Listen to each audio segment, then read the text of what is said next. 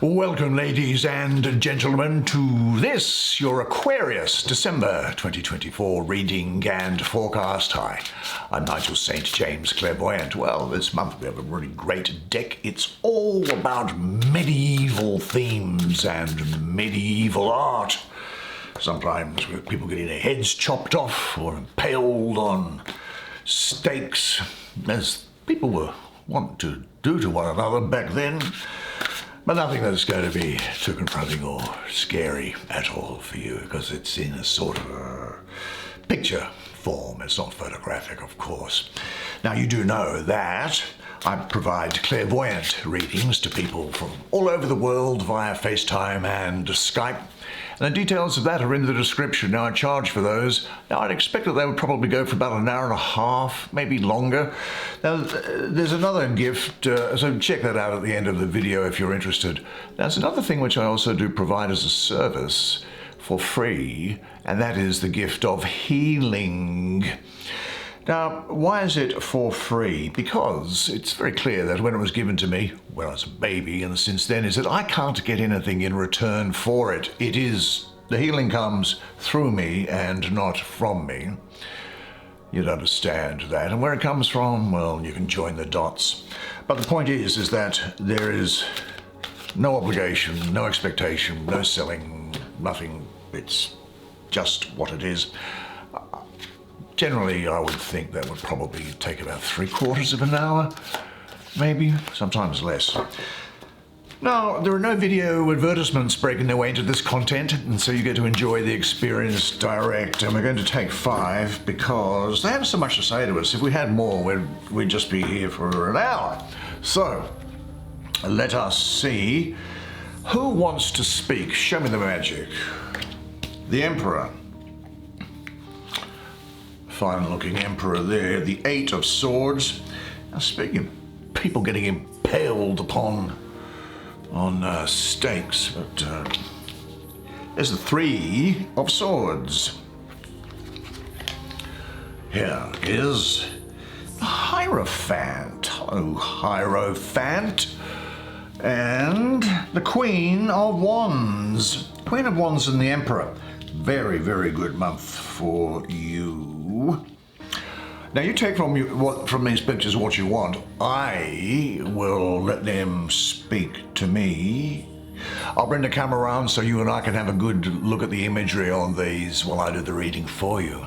I thought I'd just give you a quick look at the back of the cards which are in this deck. Normally I don't do that, of course.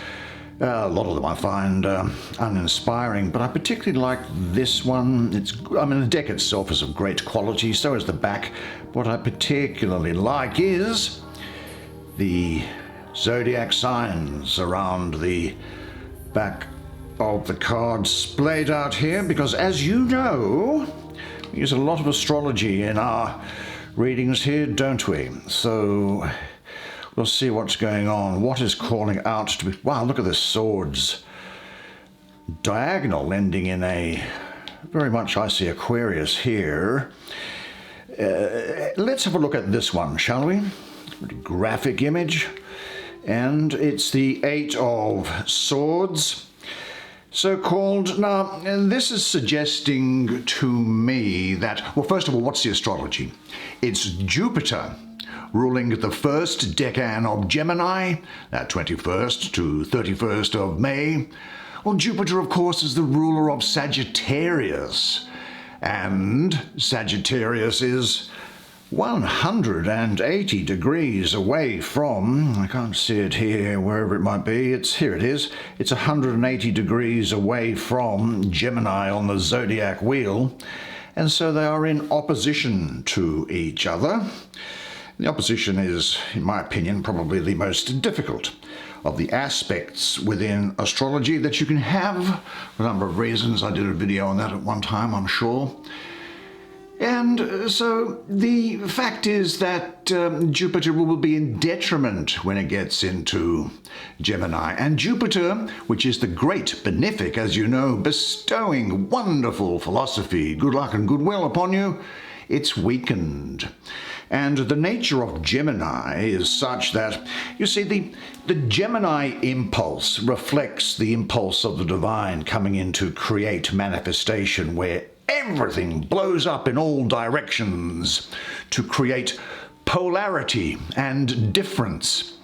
And you need polarity, opposites, difference, in order that there can be attraction and therefore multiplication of manifestation, whether it be through human activity, sexual reproduction, of course, and other forms of reproduction, chemical reproduction, whatever it may be.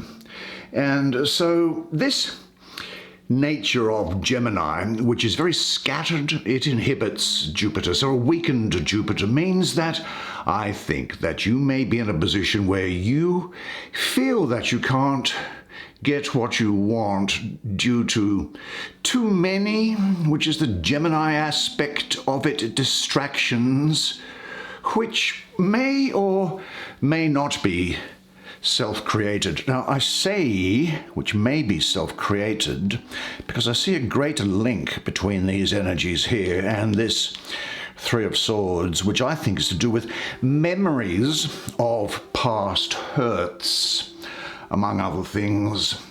Worry, difficulty maybe in making choices here, feeling that holding yourself back is what I have.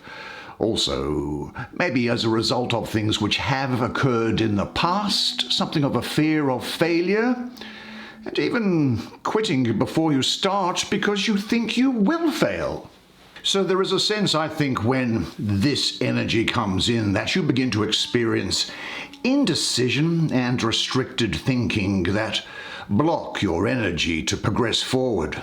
Now, this can bring about lack of direction or conflicting thoughts, and it does also bring about that, very often, that repeating mental thought loop, but with no apparent plan or solution in sight. But I think you do get over this. In fact, I'm sure you do. Now, maybe there is a confusion coupled with maybe an absence of self-confidence that could be creating something of a feeling of vulnerability here. Well, what you've got to do is take the time needed to review what put you in your present situation so you can regain mental balance. And the benefit of this energy is that you now will see life in a much broader way and have broader understanding and clarity of thought. And you'll find that those obstacles that you have, those fears, those blocks, that really they are lessons that you experience on your path through the journey here so that you can grow. But recognize what is holding you back.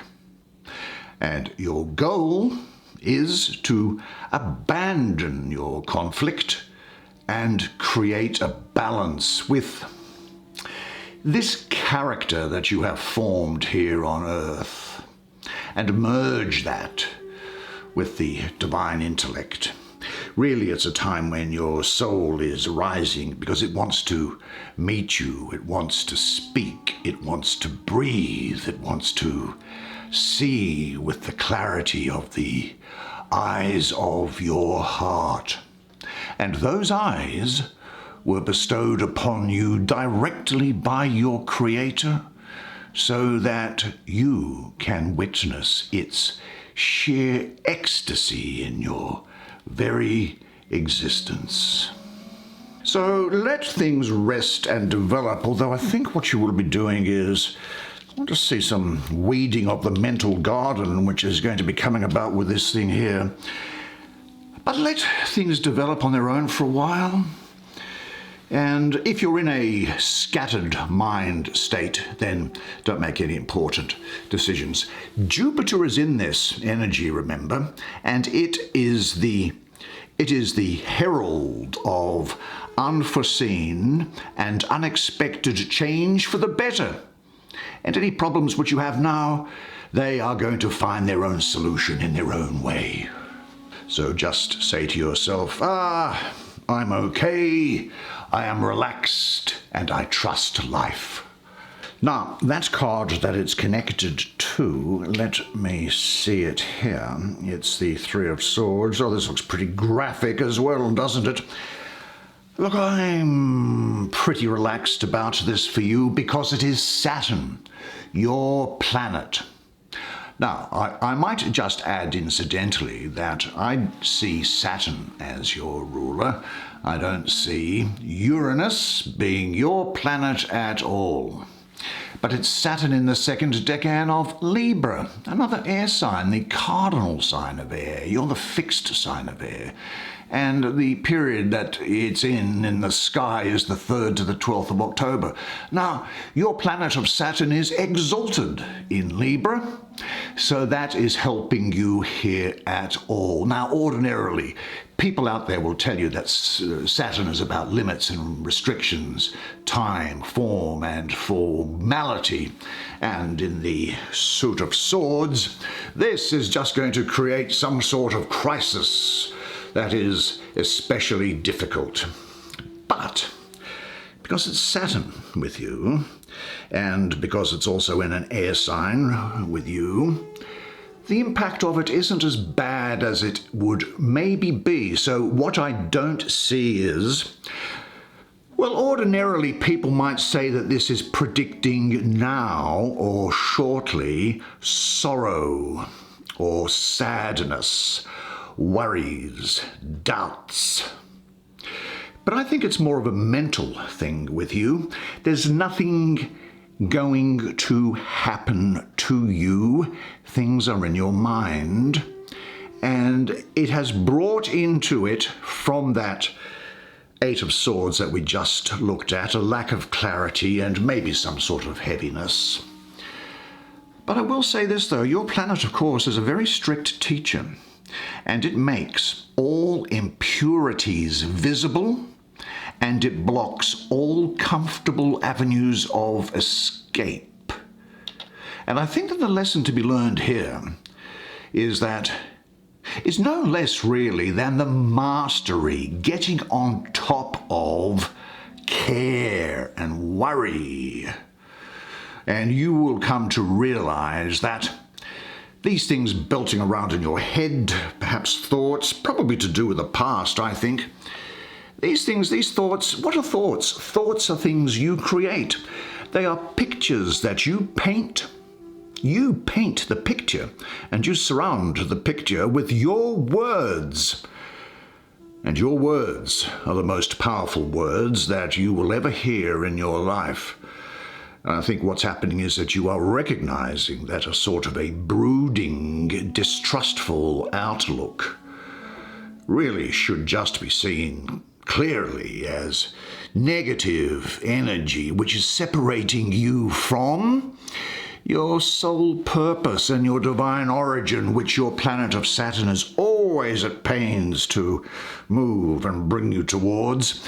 Sometimes the lessons of Saturn can appear hard because Saturn, in a sense, takes manifestation, the created universe, created reality, and it, in a sense, crystallizes it in order that it's easy to be pushed back in towards your spiritual self-connection. And metaphorically, those crystals can be like little pricks or little tiny knives that poke you, or a fork that pokes you and gives you some pain. That's where it all comes from. They don't tell you that, but I can tell you this after decades of researching and delving into that. Now, I might say that this could also refer to a tension-loaded, three-sided relationship.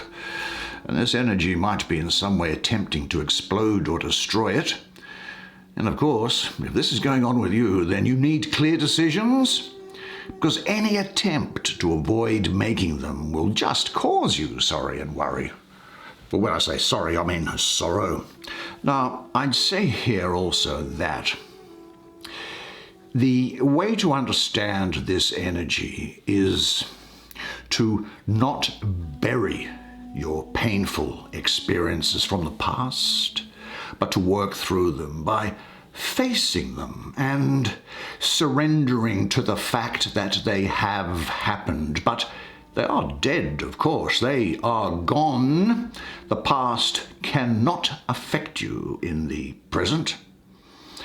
Could be some shifting, painful emotions, negative thinking. Well, shift all that to a neutral ground and say to yourself, look, I understand those things may have happened, but I don't accept them into myself.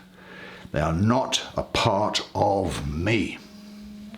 Now, the silver lining here, of course, is that this energy cleanses your mind and heart from the heaviness of life's pain. It brings truth and clarity to situations and relationships or issues that may well have been in denial, and it changes the focus off old emotional wounds and defeating thoughts. Get rid of those and you start living in the present. And when you face up to, acknowledge those things, call them by name, identify them, and validate the effect that they had on you at the time, don't hide from them. Say what they did to you. Validate them. Give it expression. Make it a reality. Say, well, they were those people's lives. They weren't mine. Then feel free to cry. And if you cry, cry like a mad person. Because crying is like a thunder shower for the soul. The air feels fantastic after the rain. So don't think too much. Breathe. And don't be judgmental or demanding on yourself. Just experience your feelings and know that your tears are announcing change in your life. Change is coming. It's coming here. Change is coming like the summer rain to wash away your pain. Now, at the end of this diagonal here is, why does it not surprise me in this context, is this of the Hierophant. Now, ordinarily, this is seen as being a really great Taurus sort of energy around it. But actually, if you research the medieval texts of the Kabbalah, different texts done in Europe during the Middle Ages, there was often reference to imagery of the fixed signs of the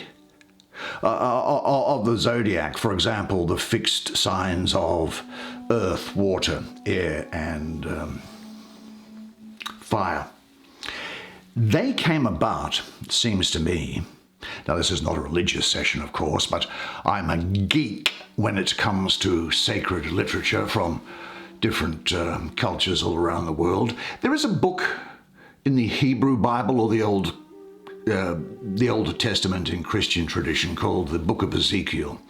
And in chapter 1, verse 10, I think it was, Ezekiel, you see, had had this religious experience where he saw creatures coming up from out of a dust storm in the desert. And when he was describing the creatures, I think it was in verse 10, he said, each of them had a human face at the front. Each of the four had the face of a lion on the right. Each of the four had the face of an ox on the left, and each of the four had the face of an eagle at the back. The bull, the lion, the eagle, the person, they represent the different aspects of being. Taurus, the bull, is symbolic of earth and of matter. The physical, that is. Leo, the lion, represents the element fire, the capacity for intuition, willpower, and dynamism. And the person who represents the element of air, which is you, that is the mental, spiritual plane, Aquarius. Aquarius is the human in that. And the eagle is the fixed sign. Well, the eagle, of course, Scorpio has three forms. the scorpion, the snake, and the eagle. And the eagle represents the highest transformation and is connected with the element of water, the realm of emotions. So this is a particularly healing time for you because you are, in a sense, going to unite all of these elements in yourself and give them full expression. You will, as a result, also, I think, be really interested in learning new things, trade, maybe go to night school. I do see very strong personal relationships here, really do. There are some people, I think, who might feel trapped by blindly following a religion or a doctrine without questioning it or feel that they are in conflict with it. You are also going to be very talented in getting information across to other people and inspiring others, even though you might for a moment have had these civil wars. Look, you are busying yourself, you see. And you know what the key to happiness is? When people traditionally have said, oh, this represents sorrow, do you know happiness? Do you know what happiness is? Happiness isn't a goal that you can reach or set out to get. Happiness is a byproduct of other things. And for you, look at the things that you're doing in day-to-day life and do them with enthusiasm. Enthusiasm. And that enthusiasm, the byproduct of it will be happiness. It's inevitable. You will be astonished, but it's true. And of course, this fine mind of yours is coming into play where you'll be good at listening and speaking, and you do want to make your ideas tangible and usable, and I think you probably want to be challenged by new experiences here as well. There are, again, a great energy here for learning. There may be some issues revolving around a family that need to be integrated here. In a sense, you'll be very good at teaching or counseling or consulting, managerial sort of stuff, as well as creative arts. So this energy that you are internalizing here and springboarding off is because of the placement of this, which is Mars in Aries. Mars is actually really good for you, I think. Mars in Aries here.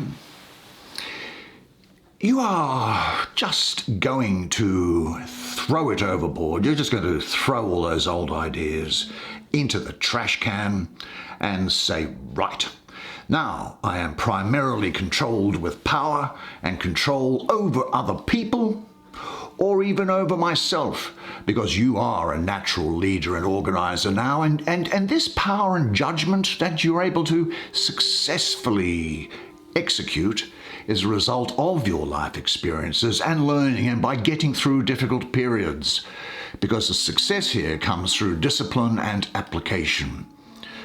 Status could be quite important to you, as will be material security and stability, but I must say, I got the presence of Mars there, you could well be quite volatile and fiery. I don't think you're going to be passive at all.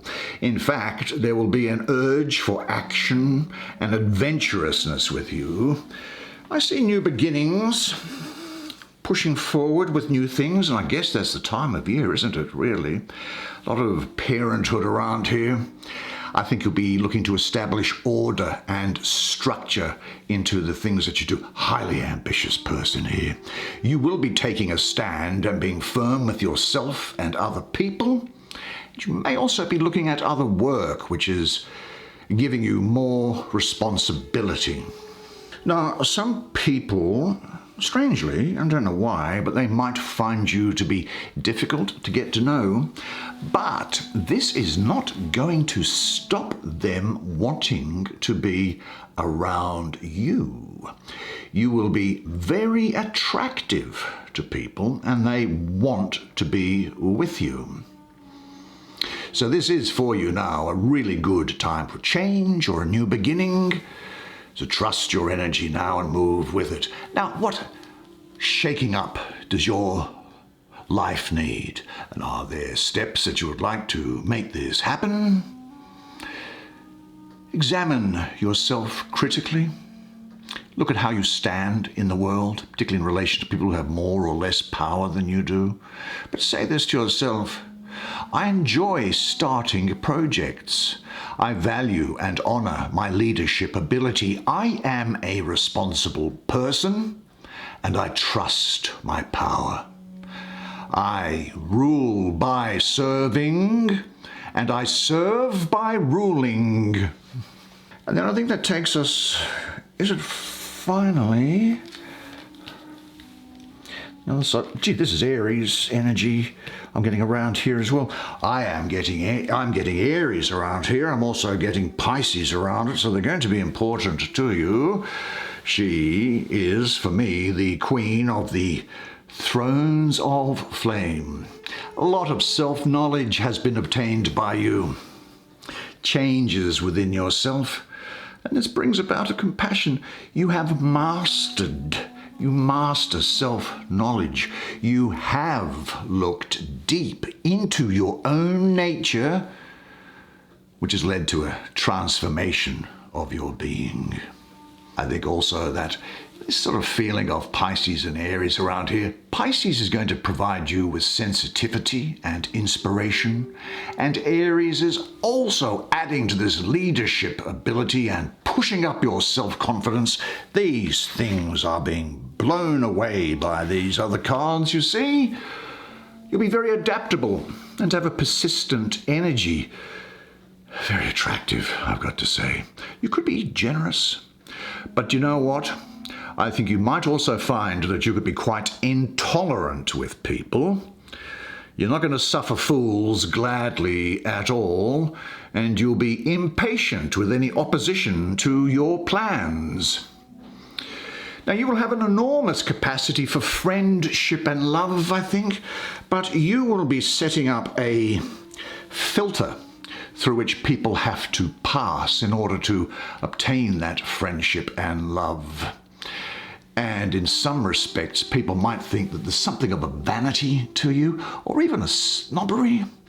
Now, I'll give you like a downside thought as well as to what's hiding underneath this, is that you might find that you can brood and come to the wrong decision as a result, and then react savagely.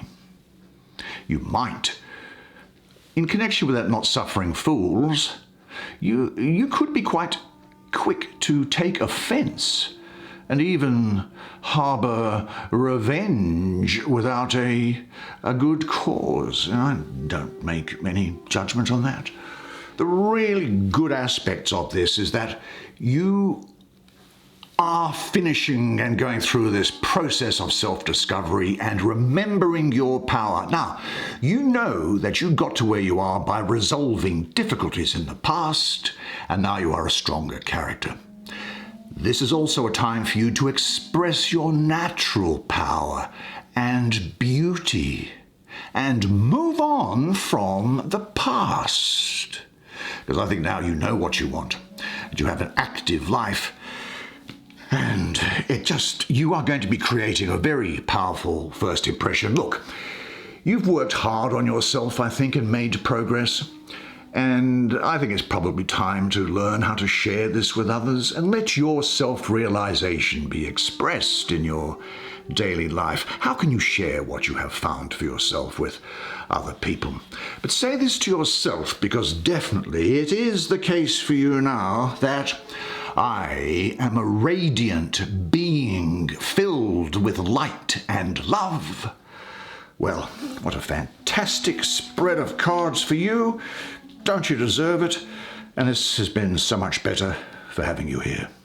Well, I told you that was very interesting art, didn't I? And didn't you find it fascinating? I love that period in history. It's one of my favorite sections of history, I think. All around the world, or at least in Europe and the Middle East. And now, Of course, unless I see you privately for a clairvoyant reading or for a healing, then I'll see you here again next month. And until then, though, remember one thing, and it is this, that you are a legend. And I look forward to seeing you again next month. And until then, it's bye for now.